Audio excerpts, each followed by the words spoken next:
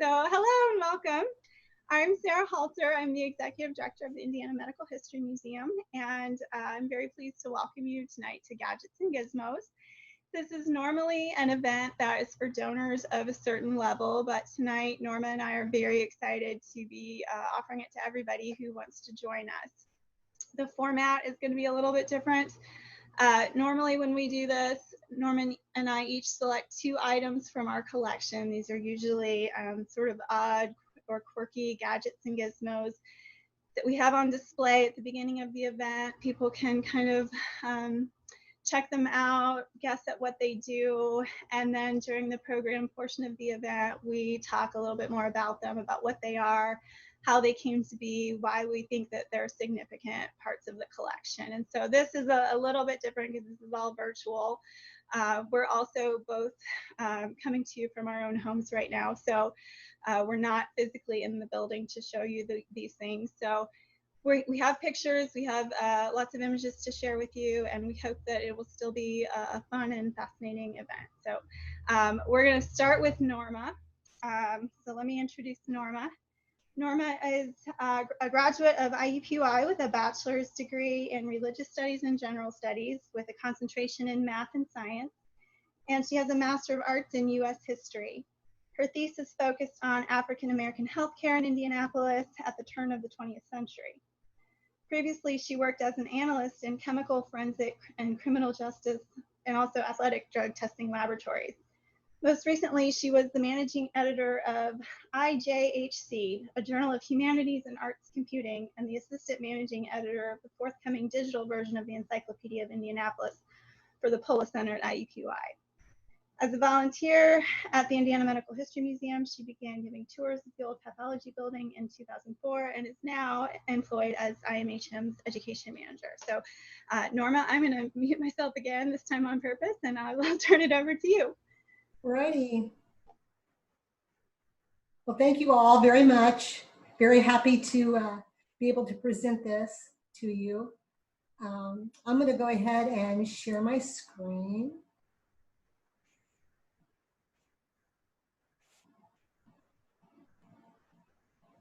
And am I sharing? Because my...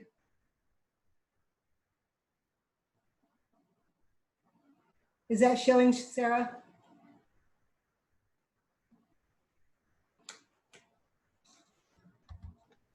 You should be able to share your screen. There's a green button at the bottom. I did. Oh, there. Okay, I'm sorry. That's okay. I thought I did. We'll get there. Yes, we will. Okay. So yeah, this is a little different tonight because what I'm going to talk about, generally this is the definition of a gizmo and a gadget, which is a mechanical or electronic device or tool. But what I'm going to talk about is something that just has gizmos in it. This is an engraving, and it's the center part of the Indiana physician's license from the 1930s. And I love this picture. And I've just been fascinated with it. It hung on hangs on the wall, the doctor's office exhibit, which is a small outbuilding that was redone in order to hold the contents of Dr. Marion Sheets' mid-20th century's doctor's office exhibit. And it was dedicated in 2005 and was, of course, we're very grateful to the Indiana Academy of Family Physicians for sponsoring that. So this is the center, a little closer. And what we're seeing here is really a blending of ancient and modern symbols of medicine. Of course, Asclepius, the Greek god of the healing arts, with his staff and serpent, and 2 of his 5 daughters, the 2 we hear of most frequently, Hygeia and Panacea. This physician's license is from the 1930s, and at that time, the Hippocratic Oath would have been, I swear by Apollo the physician, Asclepius, Hygeia, Panacea, and all the gods and goddesses, And I believe that was in use up until 1964, when it was rewritten to a modern Hippocratic Oath. But out of Asclepius' 5 daughters, Hygeia and Panacea, and I'm going to tell you the truth, I don't know which one is which. Hygeia is the goddess of cleanliness and hygiene, of course, and Panacea is the universal remedy. So I wish one of these girls had a bar soap, and then I would know which one was Panacea or Hygeia, but I don't. So I'm going to say she's Hygeia and she's Panacea.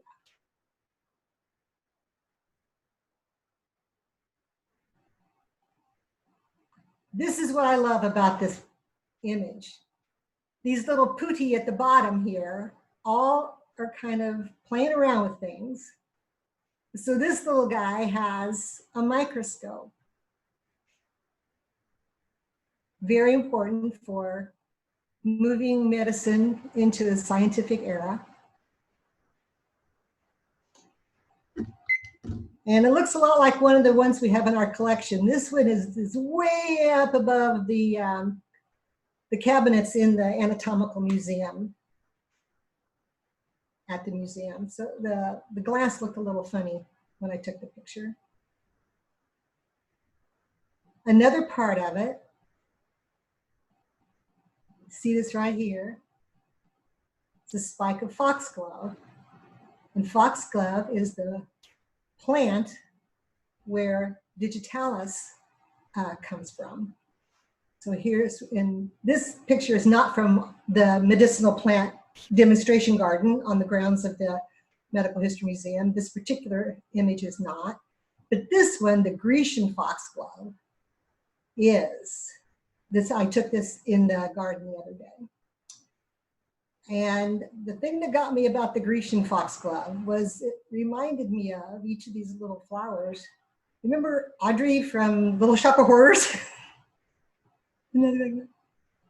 So the other little, the gizmo or the gadget that the girls are holding appears to be a Leyden jar. And that was kind of a primitive battery where static electricity could be stored. And this thing here, I don't know what it is, but it probably has something to do with electrotherapy, which was very important to advanced medicine. And when they have these balls on here, it's supposed to discharge electricity somehow. So I think it's good that it's there with Panacea because electricity, even if there are certain situations where it may be used therapeutically, like in electroconvulsive therapy or something like that, it certainly was responsible for so many other things that allowed for diagnosis and treatments. Like an X-ray reader. This is a reader that's from again, the doctor's office exhibit. Or the photomicrograph, which we have upstairs, which was how they could take pictures of images on microscope slides. And that's the microscope that is mounted on the photomicrograph. This is in our photography room upstairs.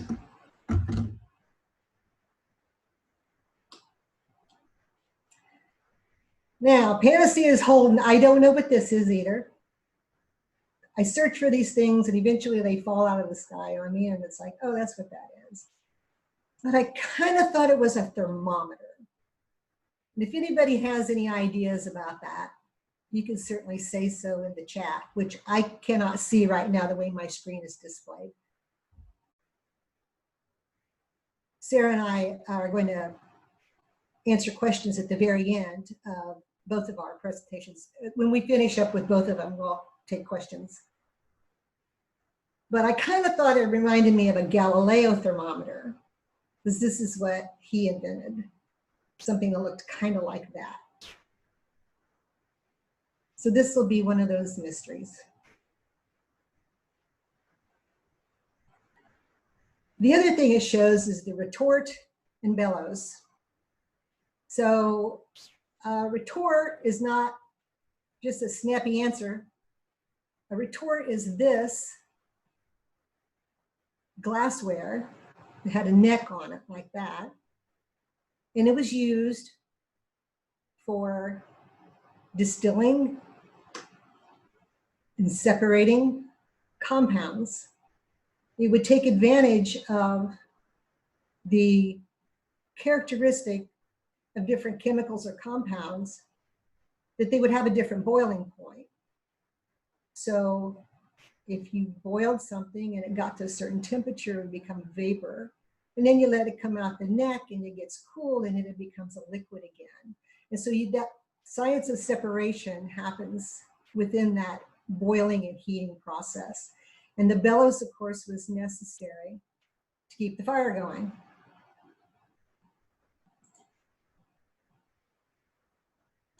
The retort was probably invented around 1800 AD, a little bit, we don't know exactly, by this person who was the father of Arabic chemistry, Jabir ibn Khan. And after that, and this is actually from our upstairs chemistry lab, is a Liebig condenser, which was a modification or an improvement on the retort, because here is a glass tube inside of a glass tube. So you could pump water through here in this jacket. And so you could have a little more control over the condensation when it got cooled.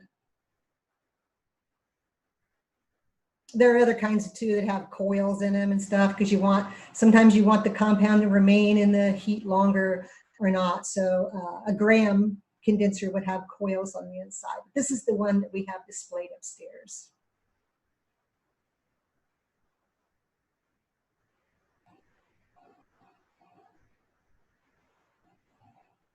This is not in our collection, but it is one of my favorite paintings.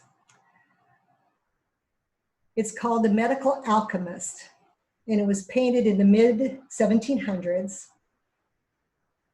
And it shows, again, an intersection between alchemy, which of course is where people were trying to turn everything into gold, and the use of chemistry or the knowledge of chemical compounds to advance medicine. Here's the little guy over here, the helper person. He's got bellows and he's keeping the fire going. And here's the alchemist retort right here.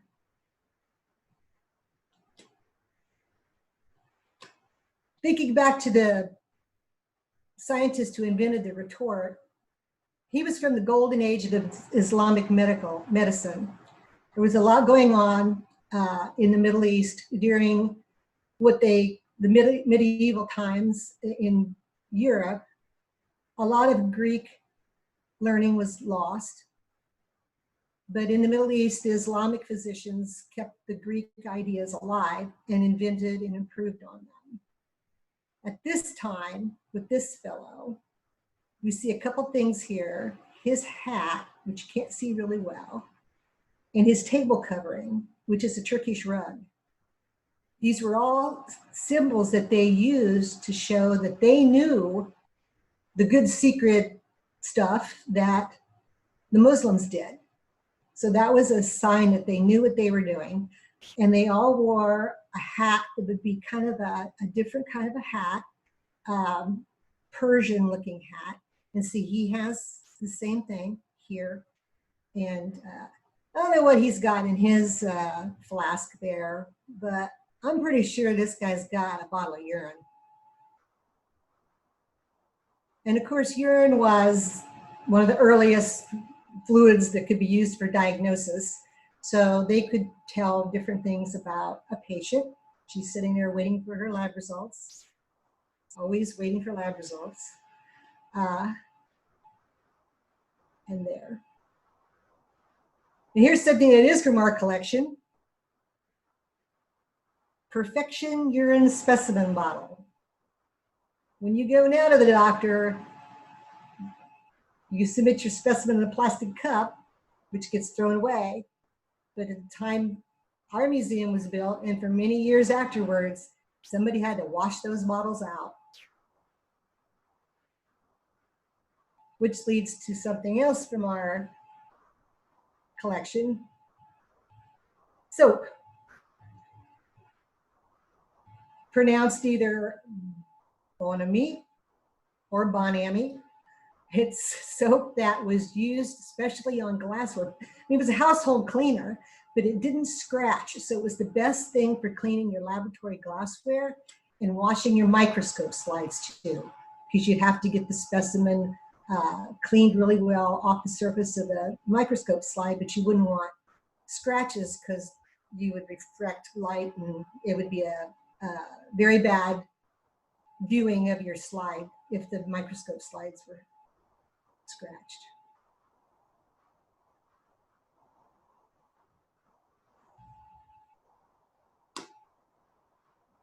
Back to this, I don't know whether this particular image was actually commissioned by the state of Indiana to go inside the center of the physician's license, or if this was an image that maybe was used by many medical organizations.